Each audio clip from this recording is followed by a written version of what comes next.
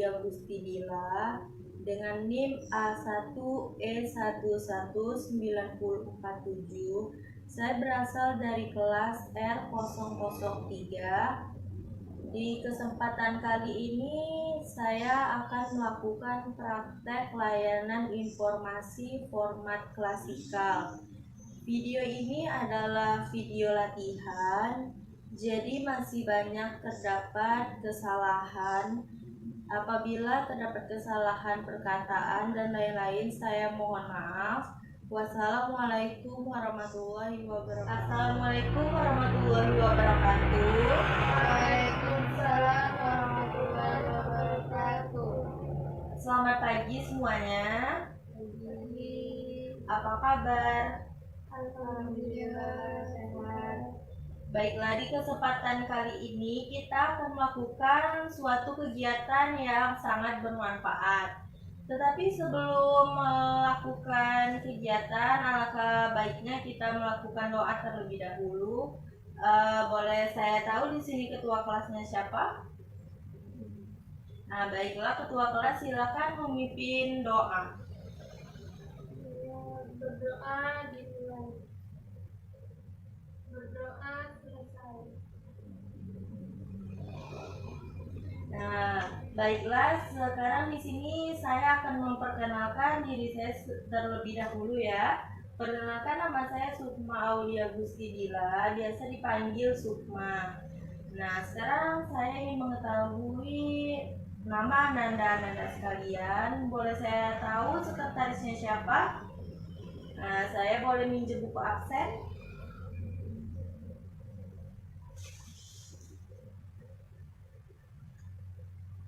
Baiklah, saya absen terlebih dahulu. Rahma, Naila.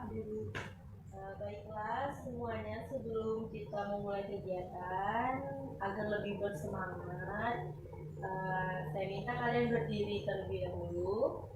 Berdiri.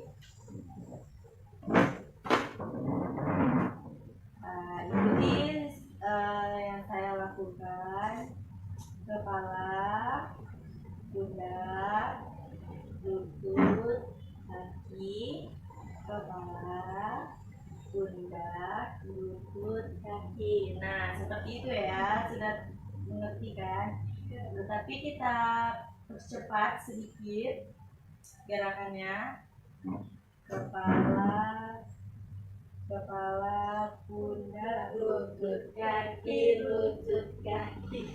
Kepala, pundak, kaki, Lutut, kaki. Kepala, pundak, lutut, kaki, lutut, kaki. Nah, biar lebih semangat lagi, kita percepat lagi ya.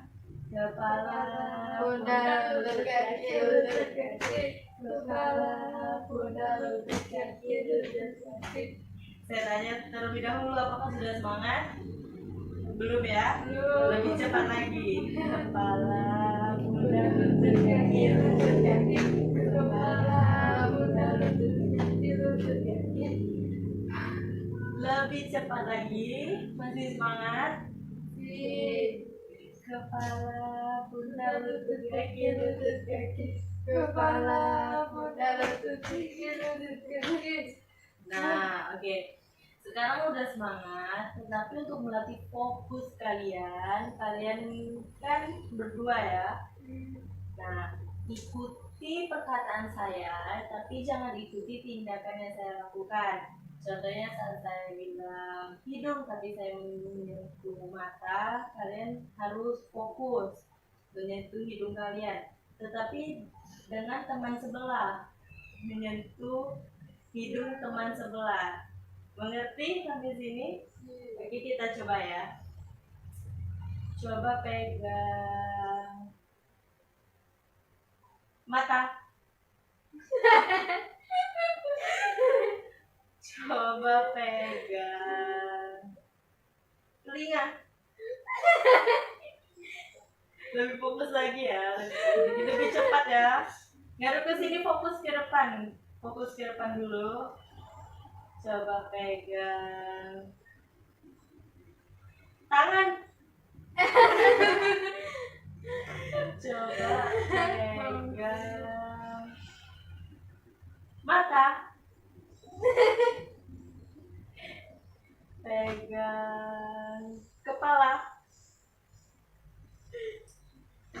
Lebih cepat lagi ya. Pegang telinga. Oke, sepertinya kalian sudah fokus. Terima kasih. Dalam kegiatan yaitu layanan informasi. Nah, di sini saya akan memberikan layanan informasi yang berjudul cara belajar yang efektif dan menyenangkan. Nah, tujuan dari informasi yang saya berikan agar Anda sekalian semua tahu bagaimana cara belajar yang menyenangkan, cara belajar yang efektif, cara belajar agar tidak membosankan, seperti itu. Jadi sekarang kita masuk pembahasan yang pertama, yaitu pengertian belajar. Sebelumnya, apakah dari kalian tahu belajar itu apa? Silakan. Belajar adalah suatu proses yang kita lakukan untuk menambah ilmu pengetahuan kita. Iya, benar sekali. Jadi belajar itu adalah perubahan dalam diri individu sebagai akibat dari pengalaman. Nah, di mana pengalaman tersebut dapat berupa proses untuk menjadi bisa dan menambah ilmu pengetahuan seperti yang Rahma sebutkan tadi. Nah, selanjutnya cara belajar yang efektif. Di sini terdapat 6 poin. Poin yang pertama yaitu persiapan diri. Nah, sebelum belajar kita harus mempersiapkan diri terlebih dahulu. Makan dulu, tidur dulu. Kalau misalnya kita belajar dengan keadaan yang lapar, keadaan yang mengantuk, kan pelajaran tidak masuk ke dalam otak. Pasti mikirnya belum makan, belum ini. Jadi kita harus mempersiapkan diri terlebih dahulu. Yang kedua, poin yang kedua yaitu waktu yang tepat. Nah, biasanya belajar waktu yang tepat untuk belajar adalah jam 7 sampai jam 9 malam. Pada jam segitu, pada jam 7 sampai jam 9 malam, otak bekerja dengan maksimal. Nah, jadi proses belajar yang kita laksanakan akan terus laksana dengan baik. Jika kita belajar di atas jam 9 malam, itu pasti kita sudah mengantuk. Jadi otomatis pelajaran tidak masuk ke dalam otak kita lagi. Terus poin yang selanjutnya, suasana yang nyaman. Nah, sebelum memulai pelajaran, kita pastikan dulu suasana yang nyaman, tidak kotor, bersih, tidak bau, terus jauh dari keributan. Kalian bisa memilih tempat seperti taman untuk belajar agar kalian merasa nyaman. Nah, poin selanjutnya yaitu gunakan metode yang ampuh. Nah, metode yang ampuh di sini adalah belajar dengan cara memahami bukan menghafal. Karena dengan cara memahami, membaca buku, itu paling tidak sedikit ada pelajaran atau materi yang masuk ke otak kita daripada menghafal. Menghafal itu tidak akan membantu pengetahuan yang kita miliki. Kalau kita menghafal, itu kan sebentar-sebentar bisa hilang. Tapi kalau kita memahami, otomatis jangka waktunya lebih panjang untuk paham dengan materi tersebut. Yang selanjutnya adalah jangan menunda belajar. Jika guru memberi tugas, alangkah lebih baiknya untuk langsung dikerjakan, jangan ditunda-tunda. Jika ditunda-tunda, pelajaran kalian akan menumpukan. Nah, otomatis kita lebih jadi malas kan untuk mengerjakannya karena sudah menumpuk, sudah banyak. Sistem kebut semalam kan biasanya. Nah, jadi lebih baik dikerjakan, diguyur sedikit-sedikit agar tidak catatan sebelum mulai mengerjakan tugas. Nah, kalau pastikan dulu Anda semua mempunyai catatan. Jadi setiap guru menjelaskan, menerangkan di dalam kelas, jangan lupa untuk mencatat. Jadi setiap kita mau memulai mengerjakan tugas, kita sudah mempunyai catatan. Jadi kita tahu langkah-langkah yang harus kita kerjakan dan menjadi menyenangkan. Di sini terdapat 5 poin. Yang pertama yaitu cari sisi menariknya. Di setiap pelajaran kan punya sisi menariknya masing-masing. Kita contohkan pada saat belajar kimia misalnya. Agar belajar kimia lebih menyenangkan dan tidak membosankan. Nah, kan di pelajaran kimia ada disuruh menghafal tabel periodik ya. Nah, jadi di situ kita bisa membuat menghafal dengan cara membuat lagu, bernyanyi. Jadi kita cepat untuk mengingat tabel periodik tersebut. Yang kedua, hubungkan dengan hobi. Nah, setiap orang kan hobinya berbeda-beda. Rahma dengan Ayla kan hobinya pasti berbeda ya. Nah, hubungkan dengan hobi. Jadikan hobi sebagai sarana kalian untuk belajar. Contohnya, coba kita ambil contoh, Naila hobinya apa? Nonton film. Nah, Naila hobi menonton film. Jadi kalau Naila ingin belajar bahasa Inggris, biasanya kan males ya kita belajar bahasa Inggris agar Naila bisa rajin, agar Naila bisa belajar bahasa Inggris dengan sarana hobi tadi. Naila bisa menonton film Indonesia dengan menggunakan subtitle bahasa Inggris atau sebaliknya film Inggris menggunakan subtitle Indonesia. Naila juga bisa mengumpulkan atau membaca majalah-majalah bahasa Inggris untuk menambah ilmu pengetahuan. Yang selanjutnya adalah jadikan sebagai syarat menggapai cita-cita. Nah, kalau kita bahas cita-cita kan pasti kita lebih semangat ya. Cita-cita saya ingin menjadi guru matematika. Otomatis kita pasti lebih semangat kan dalam mempelajari ilmu matematika, rumus-rumus matematika. Nah, yang selanjutnya cari tempat lain. Cari tempat lain ini maksudnya adalah cari tempat yang nyaman ya, seperti tadi contohnya kayak di taman, terus cari tempat yang membuat kita tidak bosan dalam belajar. Dan poin yang terakhir adalah berhentilah sejenak jika merasa lelah. Nah, kan kalau kita lelah tidak baik untuk dipaksakan ya. Pelajaran tidak akan masuk ke dalam otak. Jadinya jika lelah kita harus berhenti, tapi ingat untuk melanjutkan lagi setelah kita beristirahat agar pelajaran. Nah, baiklah, apakah ada yang kurang jelas atau mau ditanyakan dari materi yang telah saya jelaskan tentang cara belajar yang efektif dan juga menyenangkan? Silakan. Pada materi cara belajar yang efektif itu pada poin ke-6 lagi catatan. Ya. Jika catatan saya ini tidak pernah mencatat, kan banyak catatan yang ketinggalan, itu solusinya bagaimana? Solusi apabila catatan banyak yang tertinggal ya. Nah, jadi yang pertama bisa seperti ini, meminjam catatan teman untuk kita catat ulang agar lebih bagus. Catatannya bisa juga dengan cara PowerPoint kita print tapi dengan menggunakan kertas binder. Nah, jadi bisa bikin di dalam binder kan jadi terlihat cantik. Pas dibuka tuh PowerPoint isinya agar terlihat lebih rapi, lebih bagus. Biasa kan guru-guru kalau menerangkan menggunakan PowerPoint bisa diminta filenya dari guru, terus kalian print sendiri.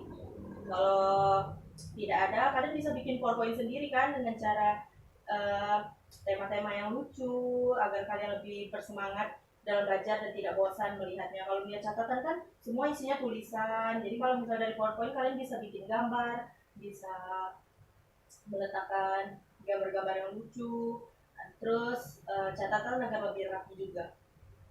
Nah, apakah masih ada yang ingin ditanyakan atau kurang jelas? Oke. Jika tidak ada, saya ingin memberikan kalian tugas. Nah, jangan khawatir, tugasnya tidak sulit-sulit. Saya ingin kalian menuliskan rencana pembelajaran kalian seperti yang terdapat yang saya jelaskan sebelumnya kan.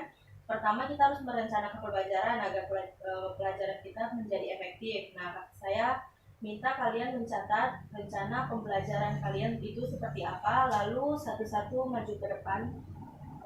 Saya beri waktu, silakan.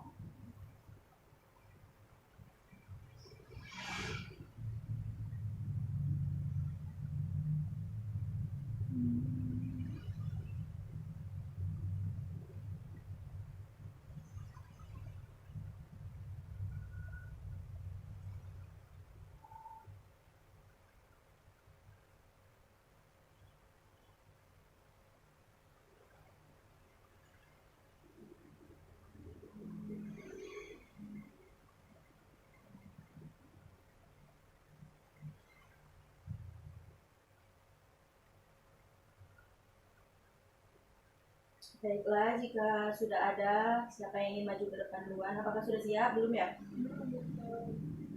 Baiklah, masih ada waktu.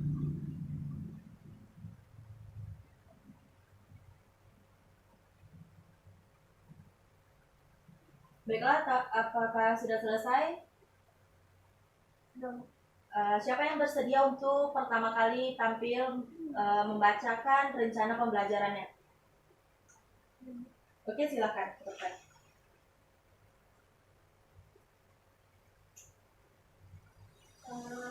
Rencana pembelajaran saya suka belajar sambil mendengarkan lagu.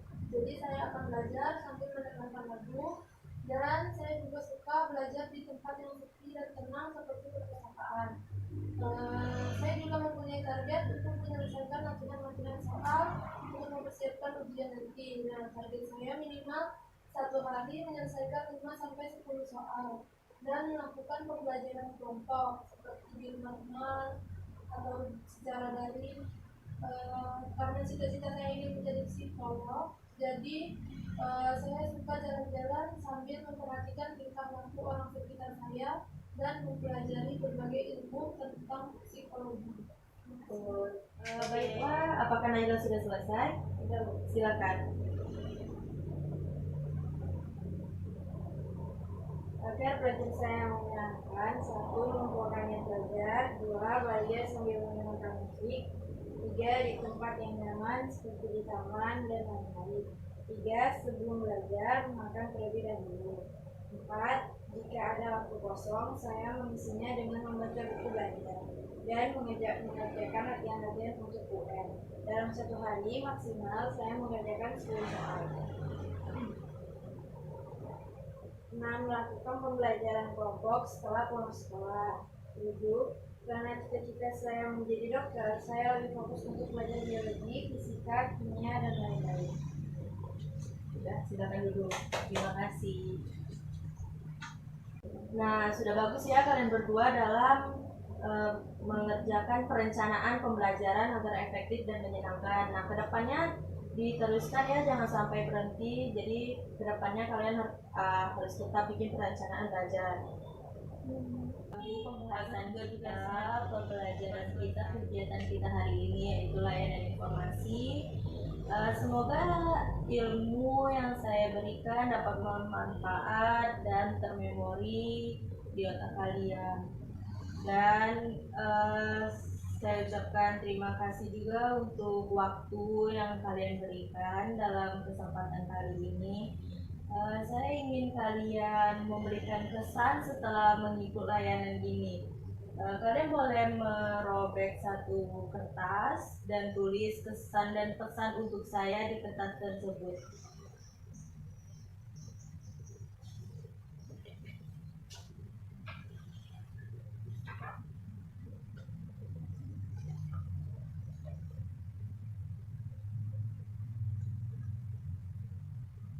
Nah, baiklah, jika sudah selesai, silakan dikumpulkan.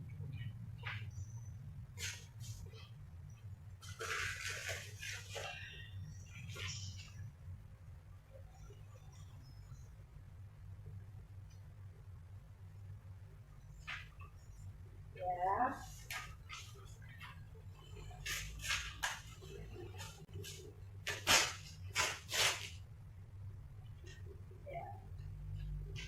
Baiklah, terima kasih. Saya ucapkan wassalamualaikum warahmatullahi wabarakatuh. Waalaikumsalam warahmatullahi wabarakatuh.